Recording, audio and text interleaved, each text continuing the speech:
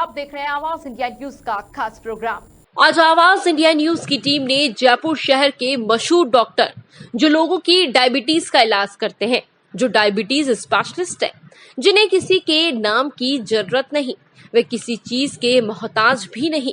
यहाँ बात हो रही है जयपुर शहर के मशहूर diabetes specialist doctor Sunil Kumar डंड की, जिनसे आज आवाज इंडिया न्यूज की टीम ने मुलाकात की और जाना कि वे कैसे डायबिटीज पेशेंट का इलाज करते हैं और डायबिटीज को कैसे रोका जा सकता है, कैसे कंट्रोल किया जा सकता है और डायबिटीज पेशेंट को किन चीजों की सावधानी बरतने की जरूरत है। आइए करवाते हैं एक मुलाकात जयपुर शहर के diabetes specialist doctor Sunil Kumar डंड से। मैं हूं राहुल और आप सभी लोगों का मैं स्वागत करता हूं आवाज इंडिया न्यूज में। और आज इस महामारी के टाइम पे जहां सारे डॉक्टर लोगों के इलाज के लिए जी तोड़ मेहनत कर रहे हैं, वहीं पे आज एक ऐसी शख्सियत से हम आपको रूबरू करवाने वाले हैं। मेरे साथ में है एक बहुत ही खास हस्ती, बहुत ही एक अच्छे इंसान, उनको अच्छा इंसान कह सकते हैं हम, एक बहुत अच्छा एक डॉक्टर कह सकते हैं। और एक सबसे अच्छी बात उनके अंदर है कि उनकी सिंपलिसिटी। आइए मैं आपसे उनकी मुलाकात करवाता हूँ। नमस्कार डॉक्टर साहब। जी डॉक्टर साहब, आप अपने बारे में बताएं। जी, मैं डॉक्टर सुनील डंड, कंसल्टेंट डायबिटीज, थायराइड और हार्मोन विशेषज्ञ। वर्तमान में मैं हैंड डायबिटीज के निर्माण नगर जयपुर में अपना प्रैक्टिस कर रहा हूँ और मुझे निर्माण नगर में करीब 12 साल हो चुके हैं। इससे पहले डॉक्टर साहब आप कहाँ थे? जयपुर से पहले, निर्माण नगर से पहले मैं 2007 से 2010 तक फोर्टिस एस्कॉर्ट हॉस्पिटल जयपुर में कार्यरत था और उसके पहले मैं CMC बेलोर तमिलनाडु में था। मैंने अपनी जो प्रारंभिक शिक्षा है उसका जो शुरुआत है वो SMS मेडिकल कॉलेज जयपुर से किया था। मैंने अपने MBBS की स्नातक degree SMS medical college Jaipur से हासिल की। उसके बाद मैंने अपना post graduation doctor SN medical college Jodhpur से किया और उसके बाद DNB इन एंडोक्राइनोलॉजी वो मैंने CMC बेलोर तमिलनाडु से किया। तो डॉक्टर साहब, मतलब एक डॉक्टर बनना आप मतलब बचपन से चाहते थे कि आप एक डॉक्टर बने? जी हाँ, हमारे समय में क्लास 8 के बाद क्लास 9 के अंदर कोई भी आपका ऑप्शनल सब्जेक्ट चूज करना होता था कि आपको साइंस लेना है या मैथ्स लेना है या कॉमर्स लेना है। तो 2000 मतलब जब मैं छोटा था, 6ठी क्लास में पढ़ता था, तभी से मेरे मन में एक सपना था कि मुझे डॉक्टर बनना है। हाँ, इनिशियल डेज में मुझे थोड़ी सी परेशानी हुई जब मैंने 9th क्लास में अपना जब एडमिशन लिया। एक्चुअली मैं सीकर से हूँ तो मेरा साइंस में एडमिशन नहीं हुआ था और मुझे कॉमर्स मिली थी, लेकिन बाद में मुझे कोर्ट के रास्ते से मेरा एडमिशन साइंस में हुआ, जहाँ से मैंने साइंस बायोलॉजी लिया। और उसके बाद बीच में मेरे परिवार में किसी को डायबिटीज था, उनकी तबीयत खराब हुई, तो मेरा जो रुझान है वो टोटल मेडिकल की तरफ हो गया। और मेडिकल में मेरे मन में तभी से यही था कि मुझे MBBS करने के बाद में MD इंटरनल मेडिसिन करना है, MD इंटरनल मेडिसिन करने के बाद मुझे DM एंडोक्राइनोलॉजी करना है। तो डॉक्टर साहब, मतलब आपने ये आपका रेजिडेंस भी और आपका यहाँ ये क्लिनिक भी चलाते हैं, हॉस्पिटल भी चलाते हैं, तो डॉक्टर साहब इसको कितना टाइम हो गया? वर्तमान में निर्माण नगर में 2012 से हम लोग यहाँ पे एस्टैब्लिश है और तब से लेकर लगातार यहीं प्रैक्टिस करते हैं। तो डॉक्टर साहब, कितने मरीजों को पर डे आप देखते हैं? कोविड से पहले तो मेरा जो आउटडोर था करीब 50 से 70 पेशेंट पर डे हुआ करता था, लेकिन कोविड की वजह से आउटडोर में थोड़ी सी गिरावट हुई है। अभी जो मेरा रूटीन का जो आउटडोर है वो 30 से 40 पेशेंट पर डे रहता है। और वर्तमान में जितने भी पेशेंट्स आ रहे हैं उनमें से ऑलमोस्ट ये मान के चले कि 85 से 90% लोग कोविड से ग्रसित है। तो आप कोविड पेशेंट्स का भी इलाज कर रहे हैं? बेसिकली मैं कोविड पेशेंट्स का ट्रीटमेंट नहीं कर रहा हूँ, लेकिन कोविड की वजह से काफ़ी सारे लोगों को डायबिटीज हो गया है, या जिन लोगों को कोविड से पहले डायबिटीज का कोविड हुआ, कोविड के ट्रीटमेंट के दौरान उनके अंदर हाई डोज ऑफ स्टेरॉइड्स का यूज हुआ या एंटीवायरल ड्रग्स का यूज हुआ या इम्यूनोमोडरेट ड्रग्स का यूज हुआ, जिसकी वजह से उनकी जो ब्लड शुगर के लेवल है उसमें काफ़ी ज़्यादा उतार चढ़ाव हुए। तो इस तरह के जो पेशेंट्स हैं वो मेरे पास में काफ़ी संख्या में आते हैं और जिनको मैं रेगुलर यहाँ पे अपना उपचार देता हूँ। तो डॉक्टर साहब, मतलब आपका देखने का टाइम क्या है पेशेंट का? डेली मेरा जो आउटडोर सेवा है वो प्रातः सुबह 9 बजे से लेकर शाम को 4 बजे तक यहाँ पे रहती है और कंटिन्यू उसी वक्त तक आप पेशेंट्स को देखते रहते हैं? जी हाँ, बिल्कुल, सुबह 9 से लेकर शाम को 4 तक बिना किसी ब्रेक में पेशेंट को। अच्छा डॉक्टर साहब, जैसा कि आप बता रहे हैं कि आप डायबिटीज़ के डॉक्टर हैं, आप डायबिटीज़ के पेशेंट्स भी आपके पास ज़्यादा आते हैं, लेकिन जिनको अभी कोरोना हुआ है, जिन पेशेंट्स को कोरोना हुआ है, वो कोरोना से जिनकी रिपोर्ट नेगेटिव आई है लेकिन उनको डायबिटीज़ है, तो एक ब्लैक फंगस बीमारी भी डायबिटीज़ पेशेंट को जल्दी कैच कर रही है, इसके क्या कहना है? बेसिकली ब्लैक फंगस या म्यूकरमाइकोसिस ये उन लोगों में हुआ है जिनको कोविड-19 का इन्फेक्शन हुआ था या कोविड-19 के साथ जिनको डायबिटीज़ है, या जिन पेशेंट्स को जो कैंसर पेशेंट्स हैं कीमोथेरेपी पे या रेडिएशन थेरेपी पे, या जिन पेशेंट का ऑर्गन ट्रांसप्लांट हुआ हुआ है, जैसे मैं बात करूँ किडनी ट्रांसप्लांट की या लिवर ट्रांसप्लांट की या बोन मैरो ट्रांसप्लांट की, इस तरह के जो पेशेंट्स होते हैं वो स्टेरॉइड से प्लस इम्यूनोमोडुलेटर ड्रग्स के ऊपर होते हैं। यानी कि जिन पेशेंट का इम्यून सिस्टम वीक होता है उन लोगों के अंदर किसी भी तरह का फंगल इन्फेक्शन हो, चाहे वो ब्लैक फंगस हो, चाहे वो व्हाइट फंगस हो या वो येलो फंगस हो, किसी भी तरह का फंगस का इन्फेक्शन होने की रिस्क रहती है। रीजन कि उनका इम्यून सिस्टम काफी वीक हो जाता है। लेकिन वर्तमान में कोविड-19 की वजह से भी काफी सारे पेशेंट्स का इम्यून सिस्टम वीक हुआ है, प्लस उनके अंदर जिंक की मात्रा काफी ज्यादा में यूज हुई है। इनिशियली 2020 से कोरोना भारत में पूरे वर्ल्ड वाइड है, तो सब ये था कि विटामिन सी लेना है, जिंक लेना है, तो काफी हाई डोजेस के अंदर जिंक की मात्रा का यूज हुआ, प्लस साथ में स्टेरॉइड्स का भी ज़्यादा यूज हुआ। स्टेरॉइड्स यूज करने की वजह से काफ़ी सारे लोगों के ब्लड शुगर के लेवल्स में काफ़ी ज़्यादा उतार चढ़ाव हुआ, और प्लस कुछ antiviral drugs plus immunomodulator drugs का भी प्रयोग हुआ, जिसकी वजह से ब्लड शुगर के लेवल काफ़ी एरेटिक हो गए, जिसकी वजह से इस तरह के जो सेकेंडरी इन्फेक्शन है उनमें से म्यूकोरमाइकोसिस है, यानी कि ब्लैक फंगस है। तो डॉक्टर साहब, मतलब जैसा कि आप हॉस्पिटल भी जाते हैं और यहाँ पे भी आप पेशेंट को देखते हैं, तो डॉक्टर साहब वहाँ पे हॉस्पिटल में एक प्रोटोकॉल बनाया हुआ है हॉस्पिटल स्टाफ ने, वहाँ के मेंबर्स ने, तो आपने अपने लिए कुछ या अपने पेशेंट के लिए कोई प्रोटोकॉल बनाया है? पेशेंट्स के ऐसा कोई प्रोटोकॉल नहीं है, बस ये कि 2 गज की दूरी और मास्क है, जो भी उसी कंसेप्ट पे हम लोग काम करते हैं। हाँ, पेशेंट जो आते हैं वो अपने हैंड्स को सैनिटाइज करते हैं, उसके अलावा डबल मास्क या सिंगल मास्क का यूज़ करते हैं। दूसरा, मेरे और पेशेंट के बीच में ऑलमोस्ट 2 गज की दूरी रहती है। बेसिकली मेरा जो डिपार्टमेंट है वो एंडोक्राइनोलॉजी है, इसमें फेस टू फेस हम लोग की बात होती है। ऐसा कोई एग्जामिनेशन पार्ट नहीं रहता है कि मुझे कोई सिस्टमेटिक एग्जामिनेशन करना। हाँ, पेशेंट के ब्लड डायग्नोसिस वगैरह रहती है, उसके बेस पर हम लोग काम करते हैं। दूसरा ऐसा है कि कुछ लोगों के मन में जैसे कोविड पेशेंट के लिए घृणा रहती है, जो बिल्कुल गलत है, बिकॉज इन्फेक्शन किसी को भी हो सकता है, कभी भी हो सकता है, तो हमें उसे बिल्कुल भी घृणा नहीं करनी है। उसे एक सामान्य व्यक्ति समझ के हमें उसका इलाज करना है। कभी मरीज का भला हो सकता है, इससे प्रॉपर ट्रीटमेंट मिल सकता है। अरे डॉक्टर साहब, अभी इस कोविड-19 के टाइम पे जहाँ पूरी दुनिया ऑलमोस्ट खत्म होने की कगार पे आ गई थी, लेकिन लोगों ने और आप लोगों ने मिलकर मतलब दुनिया को बचाने की कोशिश की और अभी भी जारी है वो कोशिश। लेकिन जहाँ इस तरफ आप लोग जी तोड़ मेहनत करके मरीजों का इलाज कर रहे हैं, जो पेशेंट हैं उनकी देखभाल कर रहे हैं, उनको अच्छा सजेस्ट कर रहे हैं कि आप इससे बचाव कीजिए, वहीं पर कुछ तरफ जहाँ पे लोग है ना इसको भी एक धंधा बना के रखे हुए हैं कि वो दवाइयाँ डबल डिमांड पे डबल रेट पे दे रहे हैं। इस पर आपका क्या कहना है?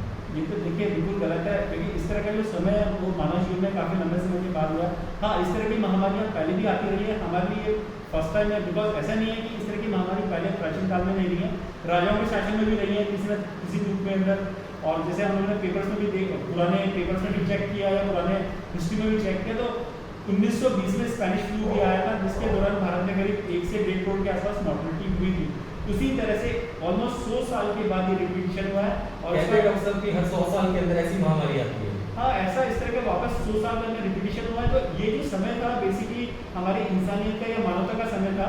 इस दौरान हमें किसी भी तरह की कालाबाजारी नहीं करनी थी। बेसिकली व्यापार का समय नहीं है, ये सेवा का समय है, जिसके अंदर हर सेगमेंट की एक ड्यूटी बनती है, कर्तव्य बनता है कि वो एक दूसरे की सहायता करे, एक दूसरे का सहयोग करे, ना कि इस दौरान वो व्यापार करे। तो इस तरह की जो खबरें अखबार में छपी की रेमडेसिविर की कॉस्ट को डबल कर दिया गया, या जो डबल लेयर मास्क या ट्रिपल लेयर मास्क था उसकी कॉस्ट को भी बढ़ा दिया गया, या जो लाइफ सेविंग ड्रग्स थी उनको भी काफ़ी ज़्यादा कालाबाजारी बिल्कुल गलत है, ऐसा बिल्कुल भी नहीं होना चाहिए।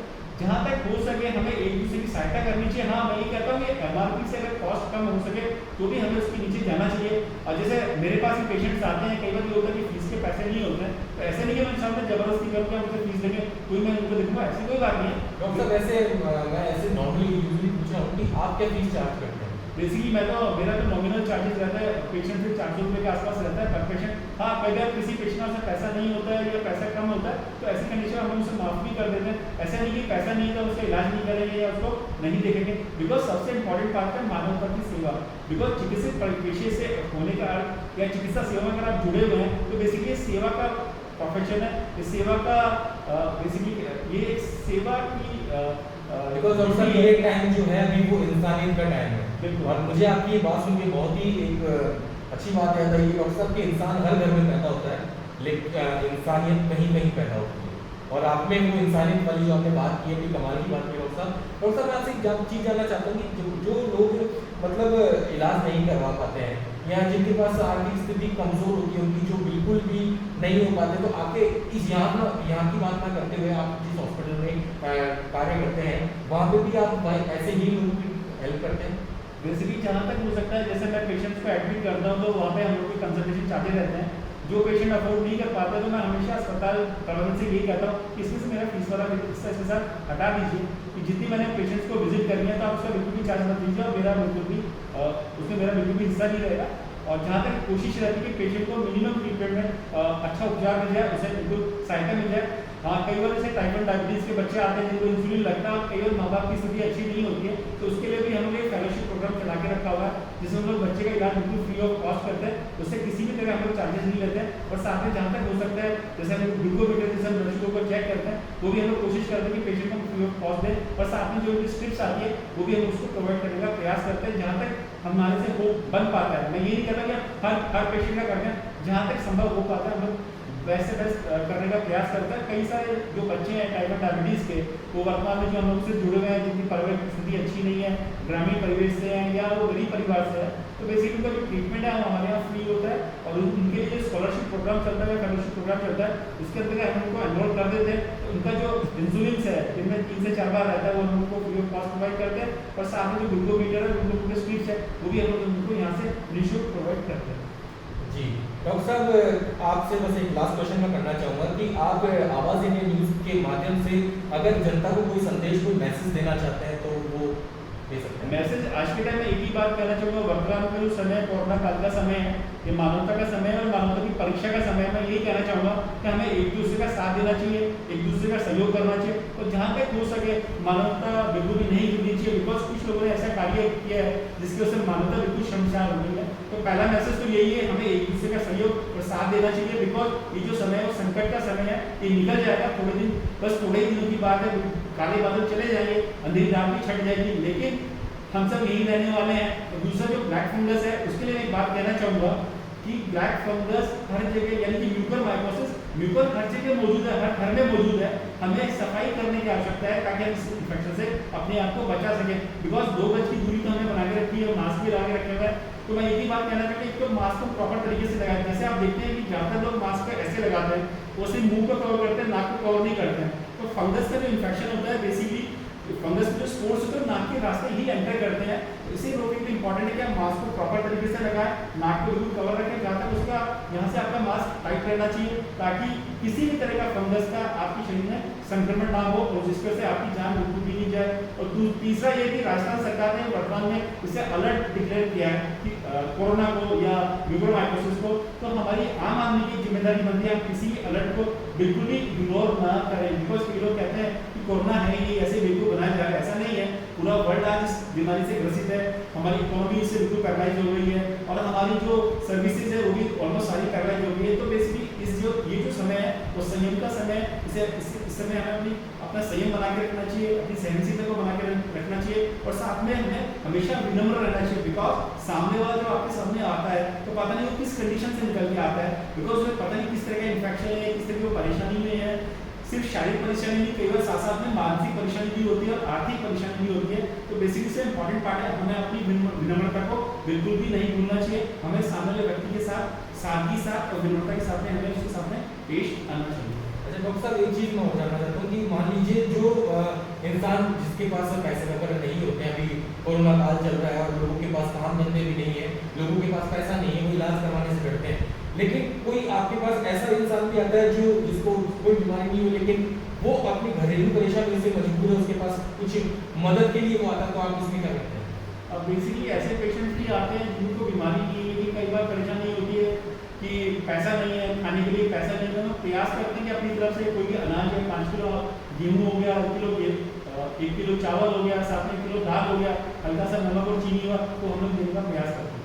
जी बहुत बहुत शुक्रिया डॉक्टर साहब आपका। तो सुना दोस्तों आपने, ये थे हमारे साथ में डॉक्टर सुनील कुमार दंड और आपसे आगे भी बातचीत जारी रहेगी। देखते रहिए आवाज़ इंडिया न्यूज़। मैं राहुल, कैमरामैन राजेश के साथ आवाज़ इंडिया न्यूज़। धन्यवाद। फिलहाल के लिए इस प्रोग्राम में बस इतना ही। बने रहिए हमारे साथ, देखते रहिए आवाज़ इंडिया न्यूज़।